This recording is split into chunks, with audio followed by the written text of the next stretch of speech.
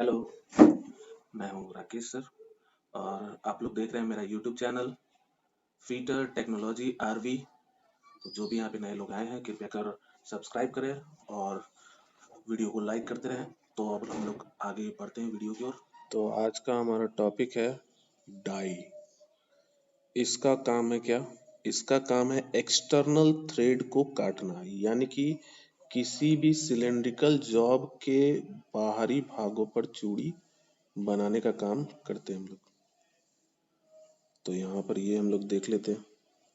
तो इस प्रकार से ये चूड़ी बनाई जाती है। तो अब यहाँ पे हम लोग देख लेते हैं सबसे पहले। तो सबसे पहले यहाँ पे देखेंगे हम लोग इसके बारे में। तो सबसे पहले देखिए यहाँ पे लिखा हुआ है क्या, ये हो गया आपका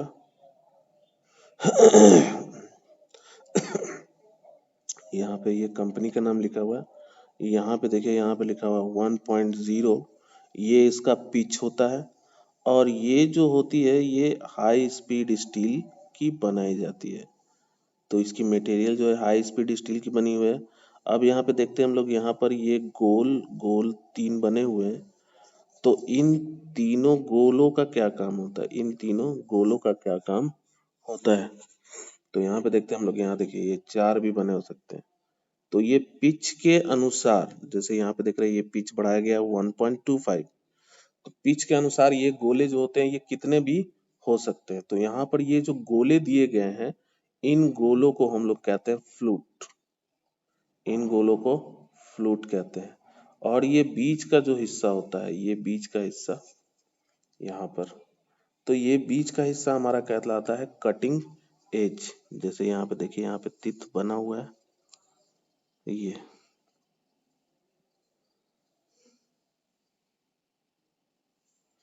तो ये यहाँ पे तित बनाया गया है, तो इसे हम लोग कटिंग एज कहते हैं। तो ये था इसका पार्ट्स। अब उसके बाद देखते हैं हम लोग, यहाँ पर एक कट दिया होता है। इस कट को हम लोग कहते हैं स्प्लिट। इस कट को स्प्लिट कहा जाता है।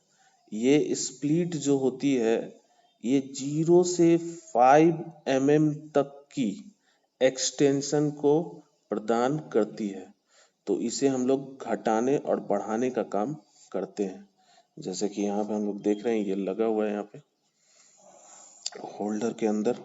होल्डर के अंदर इसे लगाया गया। अब इस नट को जैसे ही हम लोग खोलते हैं तो ये मुंह क्या होती है, फैल जाती है। फिर इसको जब ढीला करते हैं और इन दो किनारे वाले नट को कसते हैं तो ये बंद हो जाती है स्प्लिट। तो इसीलिए इस डाई का नाम जो है, इसे हम लोग स्प्लिट डाई भी कहते हैं।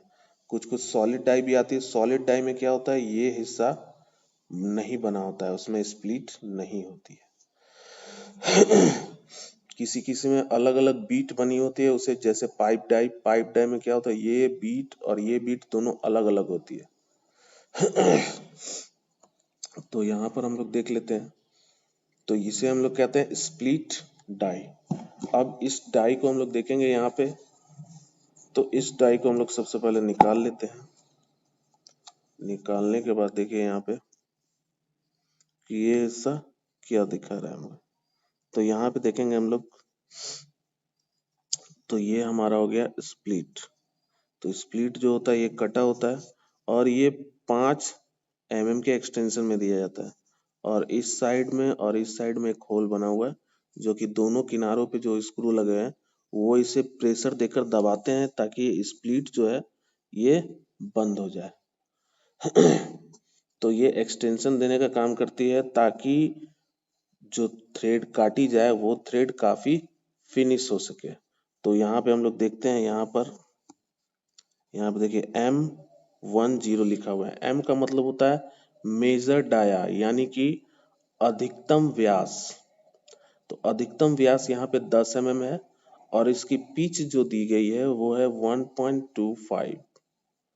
1.25 यानी कि 10 mm की छड़ पर 1.25 mm की पिच ये बनाएगी। तो यहाँ पर हम लोग देखते हैं कि जब इसको काटा जाता है तो वो इस तरह की बन जाएगी। तो यहाँ पर ये इस तरह की बनती है। फर्स्ट ट्राई में इस तरह की बनेगी, और जब स्प्लीट को हम लोग टाइट करते हैं तो और भी फिनिशिंग देती हुई ये जाती है।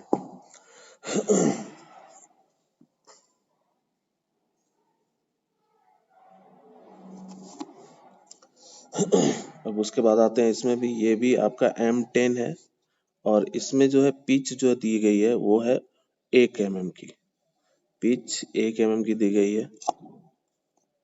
तो यहाँ पे भी देख लेते हैं हम लोग, ये भी इसी प्रकार से बनाया गया है।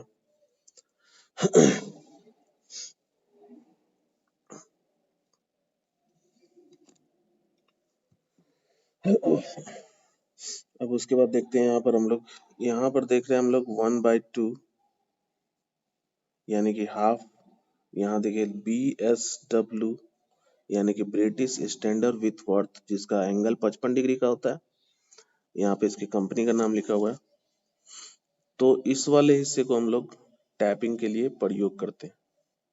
तो यहाँ से हम लोग हमेशा क्या करते हैं, इसको इस तरह से लगाते हैं ताकि प्रेशर हमेशा बना रहे, और ये हिस्सा जो है इस तरह से इसको हम लोग रखेंगे वाइस में लगाकर, और उसके बाद इसे हम लोग इस तरह से बनाते हैं। तो इस तरह के सिलेंड्रिकल जॉब पे जब भी हम लोगों को थ्रेड काटना होता है तो हम लोग इसे क्या करते हैं, पाइप वाइस में इसे बांधते हैं। पाइप वाइस में बांधने के बाद ही हम लोग इस पे थ्रेड को काटेंगे। तो ये थ्रेड जब भी कटेगी ये 55 डिग्री का एंगल बनाएगी, और इसका पिच जो होगा वो कितना होगा, ये पिच जो है 1.25 mm की होगी। तो अब देखते हैं हम लोग इसे लगाना कैसे है। तो इसे लगाने के लिए क्या करना है आपको, इस वाले डाई को हम लोग सबसे पहले ले लेंगे। तो इसमें क्या है, इसमें देखते हैं हम लोग ये हिस्सा, यानी कि ये लिखा हुआ हिस्सा जो है ये इधर की ओर होना चाहिए। उसके बाद हम लोग इसे फिट करेंगे इसके अंदर। तो इसके लिए हम लोग क्या करना है, सबसे पहले आपको इस वाले बोल्ट को पहले ढीला कर लेंगे। यहाँ पर आपको ढीला कर लेना है इसे। ढीला करने के बाद ये हिस्सा जो कटा हुआ हिस्सा है, इस कटे हुए हिस्से को इस पॉइंट के पास हम लोग लाएंगे। तो ये कटा हुआ हिस्सा हमेशा हमारा इधर होना चाहिए। तो ये कटा हुआ हिस्सा हमेशा इधर की ओर होगा, तब इसको हम लोग ऊपर से प्रेस कर कर लगाएंगे।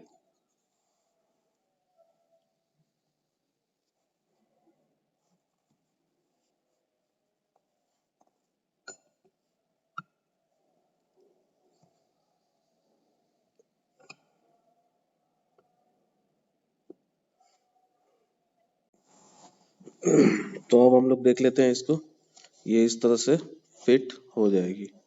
तो फिट होने के बाद इसे देखना क्या है कि इसे घुमाने का क्या तरीका है। तो जैसा कि यहाँ पे हम लोग देखे थे, इस रड के में हम लोग इसको फिट करते हैं तो ये हमेशा इस तरह से जाती है। तो ये बीच का हिस्सा देख रहे हैं हम लोग, इस बीच वाले हिस्से में हमेशा रड को डाला जाता है। तो जैसे ये रड यहाँ पे गई तो ये काफी टाइट हो गई।